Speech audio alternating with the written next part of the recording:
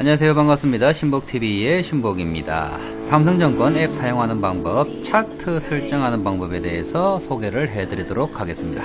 먼저 접속을 하시면요, 이렇게 관심 종목이 나오죠. 그죠? 본인들이 설정해 놓은 관심 종목, 오늘 2차전지로 들어가 보겠습니다. 2차전지를 들어가서 자기가 원하는 종목을 하나 선택을 하세요. 요즘 동박 좋잖아요. 그죠? 솔로드 첨단 소재, 제가 눌러볼게요. 여기에 호가창이 나오고요, 위쪽에 호가, 차트, 투자자, 거래원이라고 나와 있습니다. 메뉴들이 있습니다. 그죠? 차트를 눌러보겠습니다. 여기에 톱니바크 보이시죠? 차트 안에서 톱니바크를 눌러주세요. 그러면 여기에 설정이라고 나올 겁니다. 설정 눌러주시고요, 원하는 메뉴들이 여기 안에 다 있습니다. 그래서 여기에서 설정을 해 주시면 됩니다. 증권 앱에서 기본적으로 지금 여기에 저장이 되어 있습니다. 그죠? 여기에 위에 메뉴를 보시면요, 지표가 있고요, 분틱 주기가 있습니다. 도구 모음이 있고요, 기본 환경이 있습니다. 여기에서 내가 선택을 할 수가 있어요. 그리고 본인이 원하는 입맛에 맞게끔 그냥 아무거나 눌러보세요. 그렇게 해서 차트가 어떻게 변하는지 확인을 해보시면서 수정을 하시면 되는데, 저는 기본적으로 일전에 이렇게 저장을 해놨습니다. 기본 환경부터 먼저 설정을 하시고요, 본인이 추세선 수치 표시를 원한다라고 하면 수치 표시 키시면 되고요, 원하지 않는다라고 하면 끄시면 됩니다. 도구 모음으로 들어가 보겠습니다. 기본적으로 차트에서 쓰는 것들이 이렇게 나열이 되어 있습니다. 이것들은 순번을 바꿀 수가 있는데, 기본적으로 가장 많이 쓰는 것들이기 때문에 그냥 요 순서대로 두시면 됩니다. 특별하게 하실 게 없어요. 분틱 주기로 들어가 볼게요. 분틱 주기 1분, 3분, 5분, 10분, 15분, 30분, 60분. 틱 차트는 1, 3, 5, 10, 15, 30, 60 이렇게 설정이 되어 있잖아요. 그죠? 분 차트, 틱 차트는, 분 차트는요, 1분마다 봉을 한 개씩 만드는 거고요, 3분마다 봉을 한 개씩 만드는 겁니다. 그죠? 그렇게 나오는 것이고요. 내가 만약에 7분 정도로 설정하고 싶다라고 하면 여기에서 5분 정도를, 5분 봉은 많이 쓰는 거니까요, 10분을 7분으로 바꿔 볼게요. 7분으로 바꿔 보겠습니다.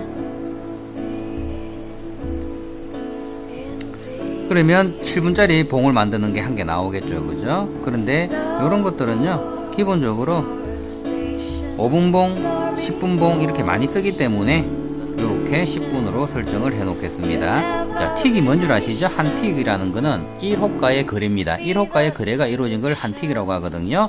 1틱, 3틱, 5틱, 10틱마다 봉을 만들겠다, 요런 뜻이거든요. 요렇게 설정을 그냥 기본적으로 해놓은 그대로 내비 두시면 될 것 같아요. 지표로 들어가시면요, 여기에 소메뉴들이 또 따로 나옵니다. 전체 채널 지표, 보조 지표, 기타 지표, 차트 유형이라고 나오잖아요. 그죠? 차트도 캔들바로 만들 수도 있고, 바로 만들 수도 있고, 라인으로 만들 수도 있고, 바꿀 수가 있어요. 가장 많이 쓰는 거는 캔들이니까요. 이 캔들은 누가 만드는지 모르겠지만 정말 잘 만드는 것 같아요. 여기에 거래되는 모든 것이 다 담기는 게 캔들이잖아요. 그죠? 그래서 캔들 정도는 보실 줄 아셔야 되죠. 전체로 들어가시게 되면 상단에 있는 소메뉴들이 이 안에 다 들어오게 됩니다. 그렇지만 너무 길기 때문에 저는 따로따로 들어가서 선택을 하도록 하겠습니다. 채널 지표로 들어갈게요.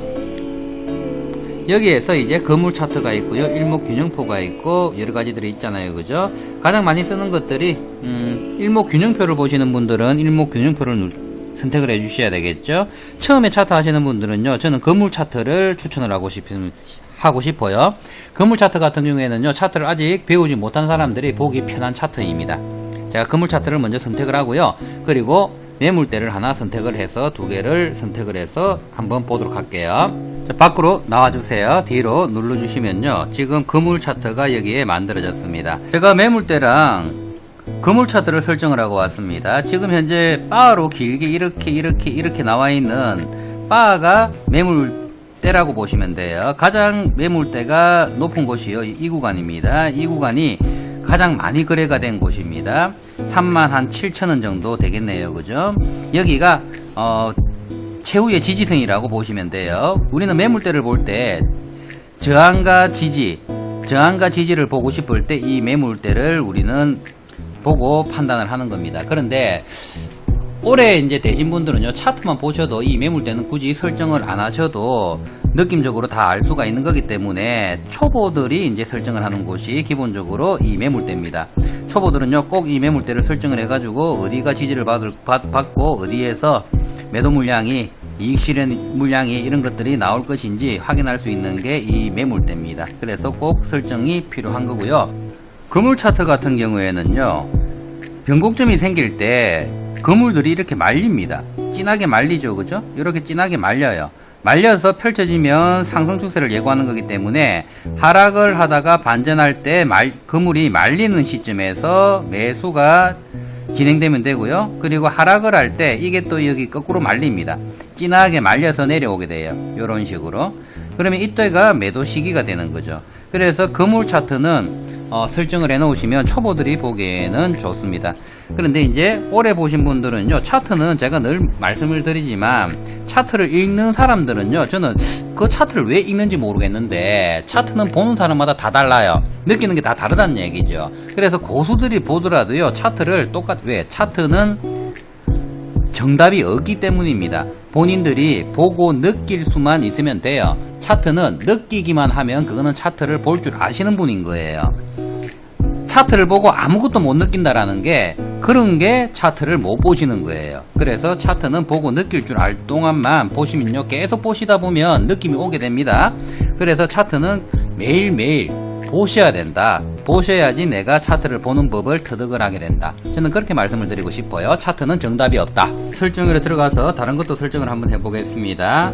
자, 톱니바퀴 들어가시고요. 설정 들어가십시오. 그리고 지금 이제는요 제가 기타 지표로 한번 들어가 볼게요. 여기에 이제 꼭 설정을 해놔야 되는 게 여러 가지가 있습니다. 여기에서 설정하고 싶은 것들은 많지만 다 설정을 하게 되면 차트를 보는 게 더 어려워집니다. 그래서 기본 누적 순매수량 외국인, 그리고 누적 순매수량 기간계, 이런 것들은요 매매 동향을 보는 거기 때문에 외국인들 보유 지분도 한꺼번에 볼 수가 있어요. 그래서 이런 것들은 기본적으로 설정을 해 놓으시면 좋을 것 같아요. 그래서 누적 순매수량 3개를 저는 설정을 했습니다. 밖으로 나와 보겠습니다. 밖으로 나오시면요 차트로 들어오시면 여기에 누적 순매수량 외국인, 누적 순매수량 기간계, 그리고 거래량, 그리고 여기 신용 잔고율, 이렇게 4개 차트가 아래에 설정이 되었습니다. 요 4개는요 기본적으로 차트 안에 좀 설정을 해 놓으시면 좋은 게, 외국인 매매 동향 보시면요 지금 현재 SNS텍 같은 경우에는 지금 꾸준하게 변동이 없습니다. 그죠? 외국인 매수가 지금 들어오고 있지 않다라는 것 확인할 수가 있고요. 기간 보시면요 지금 현재 7월 이후에 계속 매도를 이어오고 있습니다. 비중을 계속 줄이고 있다라는 걸 알 수가 있죠. 이렇게 설정을 해 놓으시면요 이 기관과 외국인들의 움직임을 차트로 한눈으로 볼 수가 있는 거죠. 그리고 신용 잔고율도 계속 줄어들고 있다라는 걸 확인할 수가 있네요. 5까지 줄었습니다. 이거는 SNS텍을 읽을 때 우리는 여기에 신용 잔고율이 굉장히 줄어들었다라고 알 수가 있기 때문에 여기에서는 진입하기도 괜찮다, 뭐 이런 것들을 느낄 수가 있는 거죠. 그리고 향후 앞으로 외국인과 기관이 매수세가 들어온다라고 하면 상승 여력을 가지고 오고 있다. 기관이 그렇게 팔아 제꼈는데도 지금 현재 하락폭은 크질 않습니다. 그죠? 여기를 지지를 받고 있어요. 그죠? 그래서 이 구간에서 진입을 하기에 괜찮은 편이다. 이런 것들을 우리는 알 수가 있는 거예요.